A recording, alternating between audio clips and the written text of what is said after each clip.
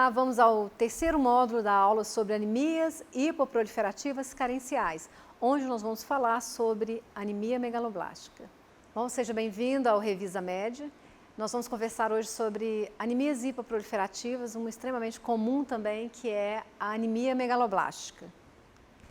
Bom, anemia megaloblástica, quando eu falo em anemia megaloblástica, eu penso em vitamina B12 e ácido fólico. O que nós temos aqui é uma anemia causada por um defeito na síntese do DNA. DNA é essencial para a síntese nuclear, celular, e isso vai gerar um problema em que nós vamos ter uma dissociação em relação ao núcleo e ao citoplasma, porque o núcleo não vai ter uma maturação normal e o citoplasma prossegue a sua maturação. Então, nós vamos ter a presença de megaloblastose. Então, falou em anemia megaloblástica, lembrei de síntese de DNA, lembrei de deficiência de vitamina B12 e de ácido fólico, em que eu vou ter a presença dessa megaloblastose. Aqui nós temos uma imagem de uma medula normal e aqui embaixo nós temos uma megaloblástica. Olha o tamanho das células, olha o tamanho do núcleo. Bom, o que a gente tem que lembrar, nem toda anemia macrocítica ela é megaloblástica. Nós vamos considerar anemia macrocítica quando nós estivermos com um VCM acima de 100. E nós podemos dividi-la em megaloblástica e não megaloblástica. Então, macrocítica não é sinônimo de megaloblástica. Megaloblástica ela vai acontecer por deficiência de B12 e ácido fólico, que é o que nós vamos conversar mais hoje. Mas nós temos também várias situações em que vão gerar uma anemia macrocítica sem ser megaloblástica. Inclusive, um cigarro que o indivíduo fuma e que ele faz exame, ele vai vir com a macrocitose, sem significar que é uma anemia megaloblástica. Mas nós temos aqui o alcoolismo, doença hepática, hipotiroidismo, tudo provocando macrocitose sem ter deficiência de folato e B12. Bom, começando já com uma questão. A Márcia, ela tem 30 anos, ela é vegetariana estrita há 10 anos, ou seja, ela é vegana. Ela refere parestesias de extremidades e ela relata que ela está em tratamento de depressão. Os exames laboratoriais evidenciaram uma anemia com VCM elevado, ou seja, macrocítica.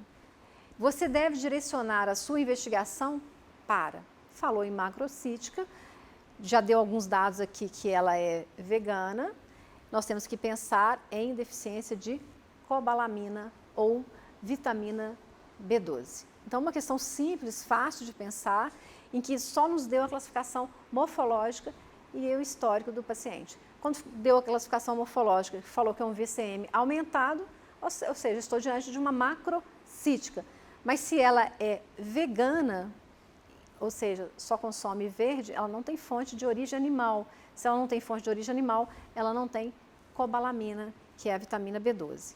Bom, então, em relação à vitamina B12, nós podemos ter deficiência por ingesta inadequada, alteração da absorção ou outras causas menos comuns. Ingesta inadequada só vai acontecer nos veganos, aqueles que não recebem nada de origem animal, não consomem ovo, leite, então é o vegetariano estrito. Em relação à absorção, eu posso ter prejuízo da liberação da vitamina B12 do alimento, são aqueles pacientes que usam cronicamente protetores gástricos, são aqueles pacientes que já fizeram uma gastrectomia. Eu posso ter alguma produção inadequada do fator intrínseco, como acontece na anemia perniciosa. Eu posso ter alguma alteração do ilho terminal, o paciente tem uma doença de Crohn, uma doença celíaca. Eu posso ter algumas drogas, como metformina, que vão competir aí com a vitamina B12, e posso ter algumas alterações enzimáticas, que também vão interferir na absorção da vitamina B12. Bom, como é que acontece esse processo do processamento da vitamina B12? Qual que é a fonte da vitamina B12 e o que acontece nesse caminho, né, até a absorção? Então, a principal fonte de cobalamina é proteína animal, carne, ovo e laticínios. Essa proteína animal, ela contém a cobalamina e ela precisa se separar para que ela possa ser absorvida. Então, o que acontece? Essa cobalamina, por ação do ácido clorídrico do estômago e da pepsina, ela vai se separar dessa proteína animal e ela vai ser ligada a um chamado ligante R, que é uma proteína de corrida rápida, que está presente na saliva e no estômago. Aí, ok, eu já consegui separar da proteína animal, ela se ligou a esse ligante R e ela vai para o duodeno. Chegando no duodeno, ela precisa separar-se desse ligante R, e quem faz essa separação da cobalamina são as proteases pancreáticas. Aí sim, quando a cobalamina está separada desse ligante R, ela tem condições de se ligar ao fator intrínseco, e aí nós vamos para a etapa final, que é a absorção, que vai ocorrer no ilho distal. Ou seja, eu posso ter problema em qualquer uma dessas etapas aqui, que vai causar deficiência de vitamina B12. A primeira questão, nós já vimos aqui, que é em relação à ingesta. Se eu sou vegetariano estrito, se eu não tenho nenhum alimento de origem animal, eu não vou ter oferta de cobalamina. Então, eu posso ter deficiência por causa disso. Se eu tiver um problema no estômago, ou estiver em uso crônico, por exemplo, desses protetores gástricos, do inibidor de bomba, eu vou ter diminuição do ácido clorídrico, que vai atrapalhar essa separação da cobalamina da proteína animal. Com isso, eu também vou ter prejuízo na absorção. Eu posso ter um paciente, por exemplo, que tem uma insuficiência pancreática crônica, né, secundária, um etilismo, por exemplo. Então, a deficiência dessas proteases pancreáticas por insuficiência renal vai favorecer o desenvolvimento da deficiência da vitamina B12. E eu posso ter doenças aqui no ilho, que é justamente onde ocorre a absorção, como a doença celíaca, doença de Crohn. Então, cada etapa dessa aqui, ela tem que estar funcionando de forma adequada para que essa vitamina seja absorvida e entre na síntese do DNA. Bom, em relação ao ácido fólico, o ácido fólico também reduzido, como nós vimos lá, ele vai abrir um quadro de anemia macrocítica, ou seja, um VCM acima de 100, e o ácido fólico reduzido acontece também em várias situações. Pode ocorrer na questão de alterações da absorção, como acontece nas doenças celíacas, uso de anticonvulsivantes, extremamente comum, o uso de anticonvulsivantes que eles vão impedir a circulação intrahepática do folato, o álcool, barbitúricos, ingesta inadequada, isso é muito comum a gente ver em crianças e idosos institucionalizados, em que eles ingerem muito pouco verde, porque a principal fonte do folato são os vegetais. Eu posso ter alteração do metabolismo, que é menos comum, e posso ter situações em que eu tenho aumento das necessidades, como acontece em gravidez, hemólise, neoplasias, ou doenças esfoliativas crônicas da pele. Bom, como é que acontece esse metabolismo do folato? Então, folato, a fonte, são os vegetais verdes frescos. Esse ácido fólico, ele vem numa forma inativa, ocorre a absorção dele a nível de duodeno e jejum. Essa forma em que ele é absorvido é chamado metileno tetrahidrofolato redutase, e ele vai ser convertido na sua forma ativa, que é o tetrahidrofolato redutase. E para isso acontecer, eu preciso da vitamina B12. E a vitamina B12, esse anel aqui do metil, que vai sair do tetrahidro, da cadeia da metileno, ele vai ser importante para converter homocisteína em metionina. Então, esse processo aqui é importante na síntese do DNA. Eu preciso da vitamina B12 e eu preciso do folato. Bom, esse exemplo aqui só para chamar a atenção de algumas coisas. Olha só, na conversão da metionina, na conversão da homocisteína em metionina, eu preciso do ácido fólico e da vitamina B12. A outra etapa da síntese do DNA, em que eu tenho a conversão do ácido metilmalônico em succinil com enzima A, eu preciso apenas da cobalamina, apenas da vitamina B12. Como é que isso cai em prova? Homocisteína vai estar aumentada tanto na deficiência de ácido fólico quanto na deficiência de B12. Ácido metilmalônico, ele só vai aumentar quando eu estiver deficiência de vitamina B12, porque aí, para ele ser convertido, ele precisa da vitamina B12. Se eu não tenho vitamina B12, não ocorre essa conversão do metilmalônico em succinil com enzima A. Outro dado importante é que a toxicidade neurológica, muitos dos sintomas neurológicos que o paciente vai apresentar estão relacionados com a toxicidade aqui do ácido metilmalônico. Bom, Nós vamos falar um pouquinho da anemia perniciosa, porque é a causa mais frequente de deficiência de B12 e sempre cai em prova. Anemia perniciosa e às vezes vem como deficiência de fator intrínseco. O que nós precisamos saber? Primeiro, é a causa mais comum de deficiência de vitamina B12. Ela é uma doença autoimune. Nós vamos ter produção de anticorpo contra as células do estômago, seja as células parietais ou direto contra o fator intrínseco. A faixa etária comum é de 45 a 65 anos. Ela tem um risco aumentado de neoplasia gástrica, pode estar associada a tumor carcinoide gástrico, adenocarcinoma gástrico. Então, é extremamente importante acompanhar esses pacientes. Eu posso ter redução do fator intrínseco por duas causas. Eu posso ter um anticorpo direto contra o fator intrínseco, eu consigo dosar esse anticorpo, ele vai estar presente em 70% dos pacientes, ou eu posso ter uma gastrite atrófica, ou seja, eu tenho um anticorpo direto contra a célula parietal, que é quem produz o fator intrínseco e quem produz o suco gástrico. Isso aqui vai estar presente em 90% dos pacientes. O que nós temos que lembrar? Que a anemia perniciosa, por ser doença autoimune, ela se associa a outras doenças autoimunes. Então, é extremamente comum a gente ter associação com hipotiroidismo, em até 30% dos casos, comum associar com deficiência de GA, alguma insuficiência endócrina e vitiligo. Então, as questões de prova, geralmente coloca lá paciente com vitiligo ou paciente portador de hipotiroidismo. Então, ficar atento a essas considerações. Essa é uma questão de prova grande, mas nós vamos só pontuar alguns dados dela que chamam atenção. Primeira idade, tem 68 anos. É um paciente que já vem com um quadro de astenia, hiporexia, relata parestesias nos membros inferiores, está com dificuldade de deambular e ela procura, e o único dado que ela tem aqui, parece que ela tem um antecedente de hipotiroidismo, ou seja, já apareceu uma doença autoimune. E vitiligo, dois fatores. Então, quer dizer, ela tem cansaço, tem astenia, tem hipotiroidismo e tem vitiligo. Aí eu vou olhar o exame laboratorial dela. Olhei aqui a hemoglobina, ela tem hemoglobina de 10, tem anemia.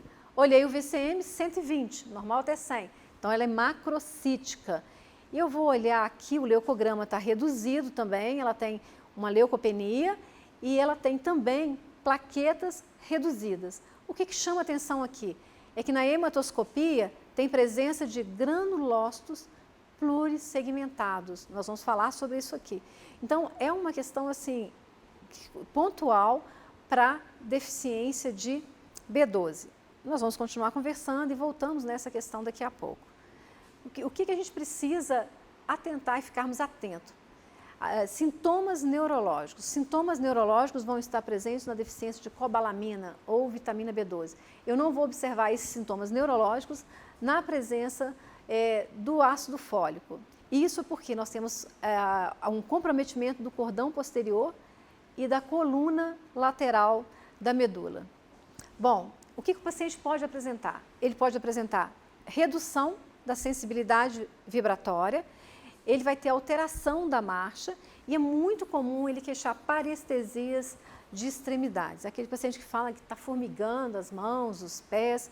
Então, são tudo sintomas neurológicos relacionados com deficiência de vitamina B12. Bom, o paciente pode ter manifestações psiquiátricas, isso é extremamente importante, porque às vezes um paciente numa carência de B12, ele abre um quadro, um surto psicótico, e o que ele tem é deficiência de B12, irritabilidade, perda da memória, desorientação, atrofia de nervo óptico. Vocês verem a importância da vitamina B12. E todos os pacientes que abrem um quadro de demência, é essencial a investigação de deficiência de vitamina B12. Bom, aqui só um quadro, né? Resumindo as duas, nós temos a principal causa de deficiência de B12, é a anemia perniciosa, e a principal causa de deficiência de ácido fólico é o alcoolismo. Nós temos a absorção da B12 a nível de íleo terminal e a absorção do ácido fólico a nível de duodeno e jejum proximal. O quadro clínico comum são sinais e sintomas de anemia, mas sintomas neurológicos eu só vou encontrar na deficiência de vitamina B12. Eu posso estar diante de uma situação em que eu tenho uma anemia macrocítica, o reticulócito vai estar baixo, e esse reticulócito, na deficiência, nas anemias megaloblásticas, ele está baixo porque nós temos uma eritropoese totalmente ineficaz, porque eu preciso justamente da B12 e do ácido fólico para síntese nuclear. Como eu não tenho uma síntese nuclear adequada, essa hemácia ela vai romper dentro da medula, então eu tenho uma lise dentro da medula. É uma anemia carencial com um componente hemolítico. Por isso que o reticulócito está baixo, porque não passa por todas as etapas de maturação. E nós podemos ter pancitopenia, porque vem lá da célula progenitora e ela vai se diferenciando em todas as células. Se falta nutriente, essa hemácia sofre lise dentro da medula óssea e eu não tenho produção de leucócito, de plaqueta, então eu posso ter um paciente com pancitopenia. O neutrófilo hipersegmentado numa anemia macrocítica é praticamente patognomônico de anemia megaloblástica e vem as alterações neuropsiquiátricas. Ok, diante desse quadro, o que eu faço? Eu doso vitamina B12 e folato. Se um ou ambos estiverem reduzidos, eu já fecho o diagnóstico. Eu tenho deficiência de B12 e ou de folato já confirmado.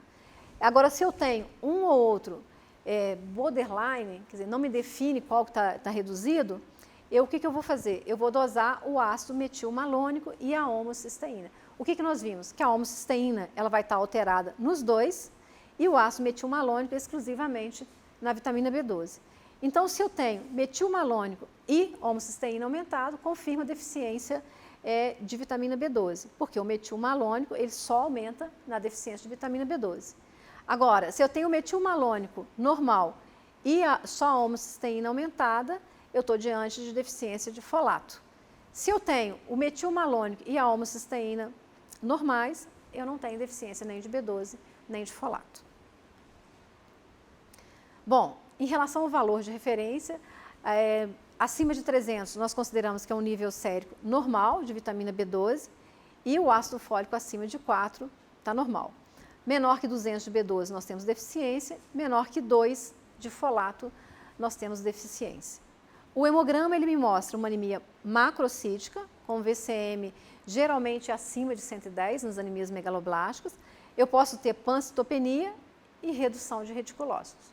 Na bioquímica eu tenho aumento de LDH e bilirrubina. Por quê? Porque nós falamos que essa hemácia, como ela tem alteração nuclear, ela sofre uma lise dentro da medula óssea. E isso ela vai liberar os seus componentes e nós temos um grande aumento de LDH, que vai estar presente, que está presente no citoplasma de todas as células. E aumento de bilirrubina indireta por causa daquele turnover lá da hemoglobina, que vai sofrer a síntese, e esse M vai liberar a protoporfirina, que vai liberar biliverdina e bilirrubina. Então, eu tenho componente hemolítico, mas ela não é uma anemia hemolítica. Ela é uma anemia carencial com componente hemolítico. E o que fala contra uma anemia hemolítica é justamente a contagem de reticulócitos que vai estar baixa. Esse dado aqui é extremamente interessante.